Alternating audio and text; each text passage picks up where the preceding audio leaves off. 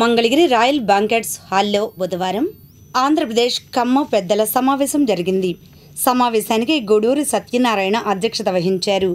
సమావేశంలో కమ్మవారి సేవా సమాఖ్య ఆంధ్రప్రదేశ్ పేరిట ట్రస్ట్ ఏర్పాటు చేశారు. ట్రస్టుకు గౌరవాధ్యక్షులుగా డాక్టర్ గని భాస్కర్ రావు, అధ్యక్షులుగా మండవ మురళీకృష్ణ, ప్రధాన కార్యదర్శిగా కొత్తపల్లి రమేష్ చంద్ర, కోశాధికారి గూడూరి నాగకోటేశ్వరరావు, కార్యదర్శి సూరపునేని స్వరూపరాణిలను ఏకగ్రీవంగా ఎన్నుకున్నారు. ఈ కార్యక్రమంలో టీటీడీ ట్రస్ట్ బోర్డు సభ్యులు అక్కినేని ముని కోటేశ్వరరావు, విజయవాడ గ్రేటర్ కమ్మవారి సేవా సమితి అధ్యక్షులు నన్నపనేని నాగేశ్వరరావు, ప్రకాశం జిల్లా కమ్మ సేవా సంఘం ప్రధాన కార్యదర్శి ఆలా హనుమంతరావు, కన్వీనర్ కాట్రగడ రఘుపతిరావు, కమ్మ ప్రముఖులు మందలపు జగదీష్, గుమ్మడి రామకృష్ణ, గద్దె శ్రీనివాస్ తదితరులు పాల్గొన్నారు. అనంతరం వారు మాట్లాడారు. ఈరోజు మంగళగిరిలో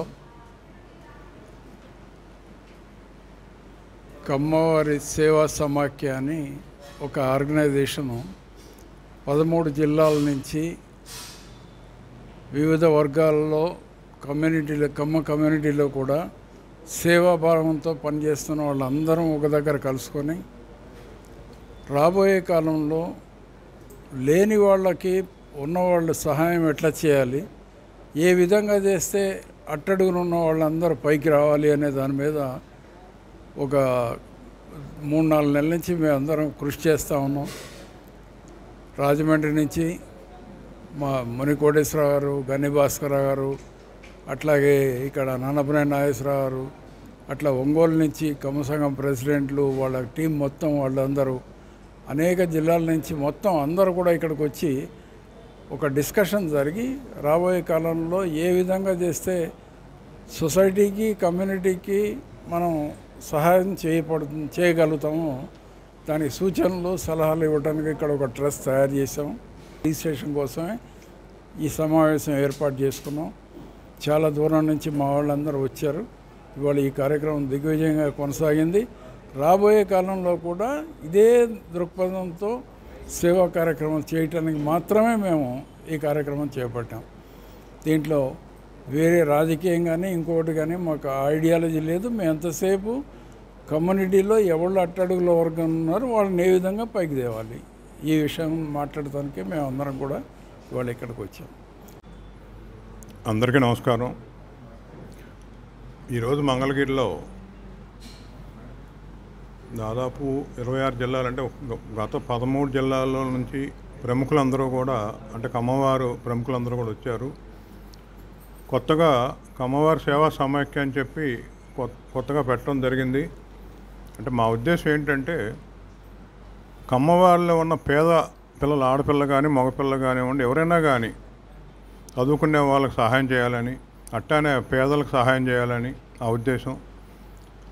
మీ అందరూ తెలుసు, మంగళగిరిలో నేను ఉండా కూడా పెనమలూరులో ఒక 8 సంవత్సరాల కిందట కమ్మవారి సేవా సమితి అనే దాని గ్రేటర్ అధ్యక్షుడిగా ఉంటూ అక్కడ సంవత్సరానికి మామూలుగా ఒక 30 మంది పైన పిల్లల్ని పైకి తీసుకొస్తూ అట్లానే మొత్తం 150 మంది పిల్లల్ని చదివిస్తున్నాం.